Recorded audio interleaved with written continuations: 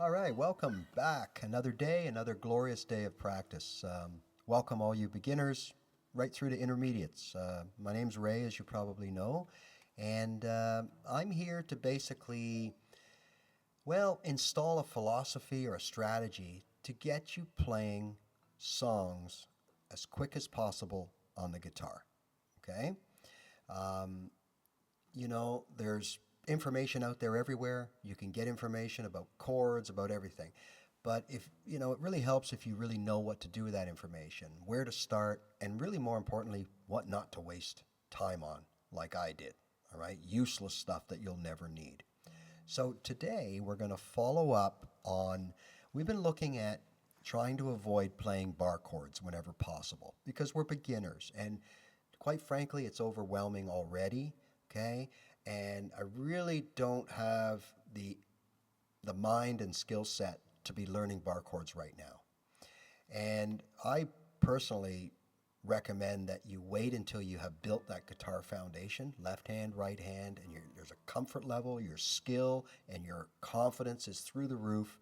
Then you can start learning other techniques and other skills on the guitar. Until then, we like to keep things as simple as possible. So we have looked at some videos where we replaced the dreaded F bar chord with an easier to play version.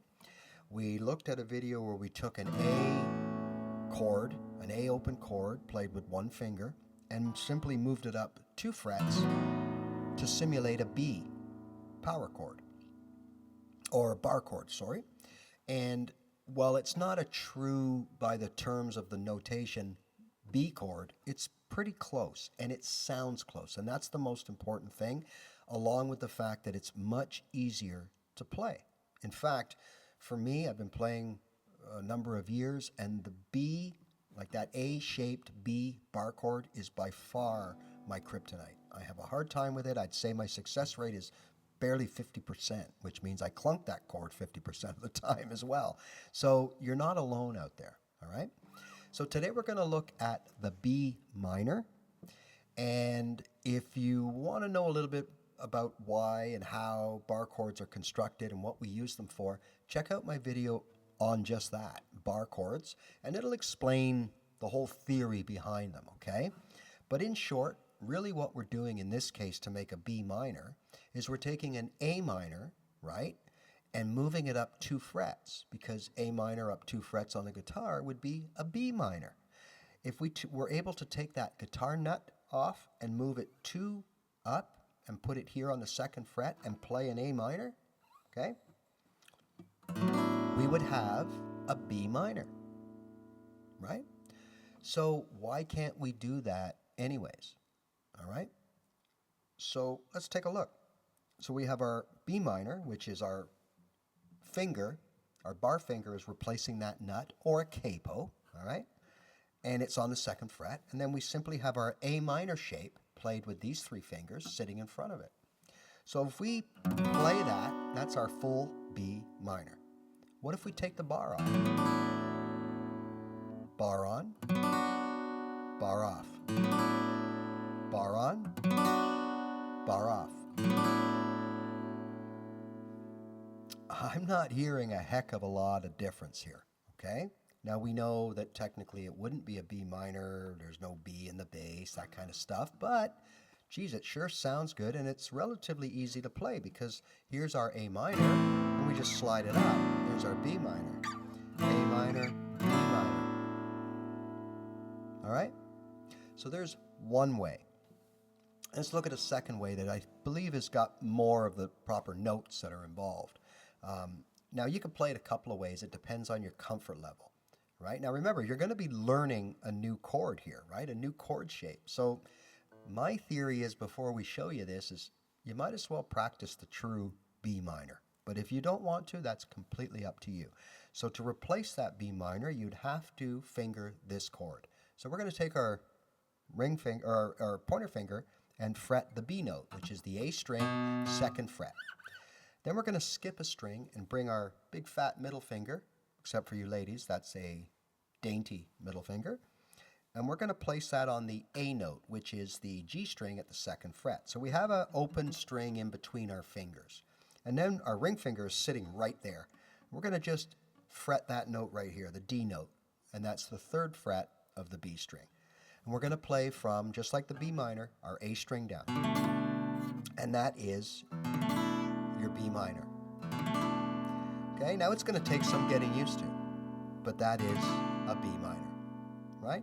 Now, if it's more comfortable, slide the big finger up to the B note, bring your ring finger to that G string, okay? The D is empty, is open. And then you have your pinky on the fret of the D note, which is the 3rd fret, B string. So there's your B. Now if you're coming from an A minor, it's real simple because there's your A minor and I'm just lifting up that finger only, removing this and adding this. And there's your B minor. A minor.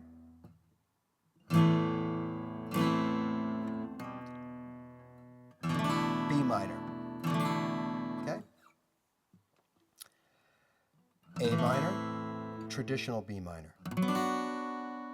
A minor, the A minor B minor, A minor, and our new B minor. Okay. Personally, I find this one sounds the best, other than the true B minor. Okay? I find the A minor has very little difference. So if we were to play our B minor and just take the bar off, put the bar on, take it off, put it on, take it off. Is there a difference? You tell me. Okay? So look, don't let anyone tell you what to play and how to play it. Okay? It's your guitar. You can make any sound with it you want, and as long as your ears are happy with it, that's all that matters. Now, be advised, if you're playing with a couple of other guitar aficionados or whatever, and they're playing their B minor, there may be a slight difference, right?